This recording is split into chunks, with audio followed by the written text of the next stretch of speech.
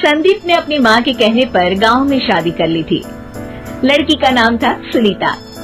माँ का कहना था एकदम मॉडर्न बहू नहीं होनी चाहिए, लेकिन उन्हें नहीं पता था कि गांव से आने वाली बहू सुंदर सुशील तो होगी और उसको गांव से बाहर भी निकाल लाएंगे, लेकिन उसके अंदर का गांव कैसे बाहर निकलेगा। शादी के कुछ दिन बाद, माँ टिफिन तो देना जरा। बेटा अब तो स्कूल नहीं ऑफिस जाता है, माँ से नहीं अपनी बीवी से टिफिन मांगा कर। ओके माँ। सुनीता टिफिन ले आओ। एक किलो टिफिन, इसके अंदर पिस्ता डाल दिया है। पिस्ता? पिस्ता क्यों? साक्षी ने बोला था ना कि आपको पिस्ता बहुत पसंद है। ओहो, मैंने पिस्ता नहीं पास्ता बोला था, पास्ता। पास्ता? कहीं होता है पास्ता? अरे बेटी तू रहने दे, मैं बना दूंगी। अच्छा किया कि पाव भाजी बनाने का नहीं बोला, वरना किसी के पाव बना देती है। सुनीता को बुरा लगता है, लेकिन उसकी नादान हरकतें कम नहीं होती। ऐसे ही एक दिन, अरे तुमने ये क्या लगाया है? अरे आप वो फूस फूस करके लगाते हैं ना, वही। डियो? कहाँ दियो? किसको दियो? अरे वही ना जिससे खुशबू आती है। हाँ हाँ सही पकड़े हैं।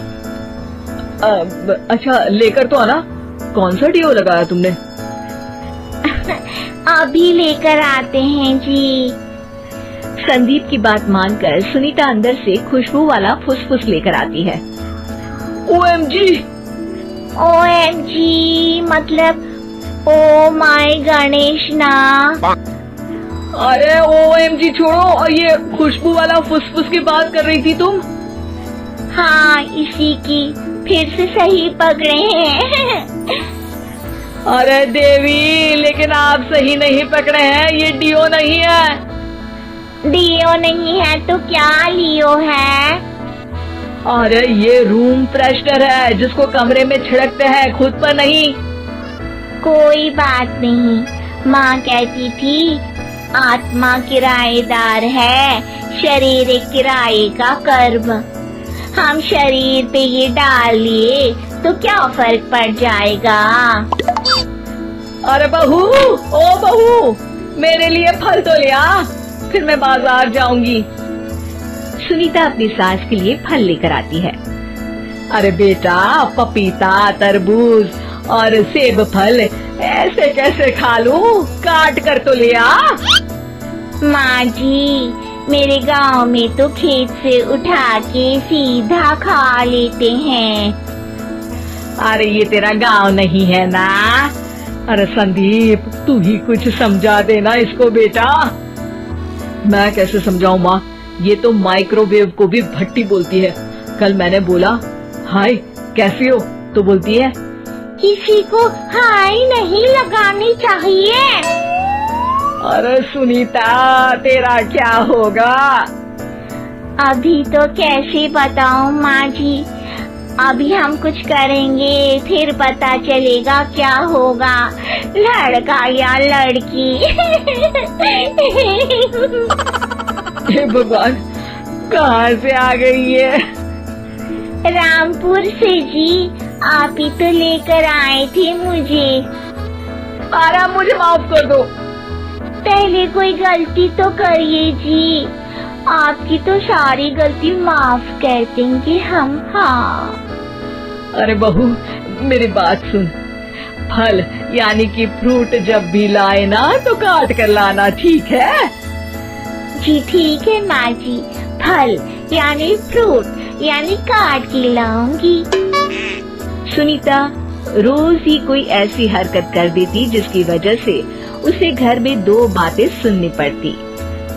एक दिन, माँ मेरे बॉस घर पर आने वाले हैं शाम को, उनका बर्थडे है, फैमिली साथ नहीं रहती उनके, तो यही पार्टी कर लेंगे। उनको अच्छा लगा तो शायद मेरा प्रमोशन भी हो जाएगा। मैं ना फ्रूट केक लाकर फ्रिज में रख दूंगी और तेरे साथ आज खाना मैं बनाऊंगी, ताकि जब साहब आए तो खाने में कोई गड़बड़ ना हो। शाम को जब सारी तैयारियां हो जाती है, संदीप के साथ बड़े साहब भी घर आते हैं। आप फ्रूट केक तो ले आना बहू, फिर खाना खाएंगे।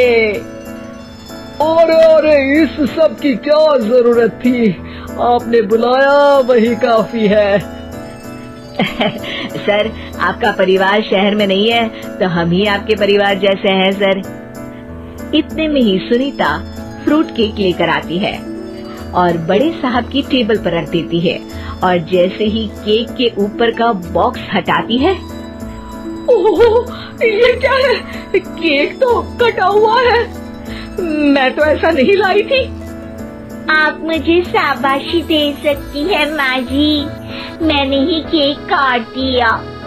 आपने कहा था ना, फल यानी फ्रूट यानी हमेशा काट के लाना, तो फ्रूट केक भी तो फ्रूट ही है ना, तो मैंने पहले ही काट लिया। हूँ ना मैं समझदार। अरे बहू, ये क्या किया? केक हमेशा वही काटता है जिसका जन्मदिन होता है। तुझे एक बात भी समझ नहीं आती, एक नंबर की बेवकूफ है। पूरा माहौल बिगड़ चुका था। संदीप को लगने लगा था कि साहब उसे प्रमोशन तो दूर की बात है, कहीं डिमोशन ना दे दे, लेकिन साहब बीच में ही बोल पड़ते हैं। अरे कोई बात नहीं, ये इनकी बेवकूफी नहीं है, इनका भोलापन है। बेटा आप कहाँ से हो? रामपुर गांव से। अरे वाह, गांव से? फिर तो आपके गांव में ताजे फल और सब्जियां मिलते होंगे। हाँ, सही पकड़े हैं। हम तो काटते भी नहीं, सीधा खा लेते हैं। मैं ना एक बार तुम्हारे गांव घूमने जरूर चलूंगा। क्यों संदीप, ले चलोगे ना? मुझे गांव घूमना बहुत पसंद है। बस फिर क्या था, संदीप और सास दोनों खुश हो गए, क्योंकि साहब को सुनीता ने गांव की बात करके खुश कर दिया था। अब संदीप का प्रमोशन पक्का था। शिक्षा, कभी भी किसी भी गलती पर घबराना नहीं चाहिए। हो सकता है कि उस गलती की वजह से आगे बड़ा फायदा हो जाए।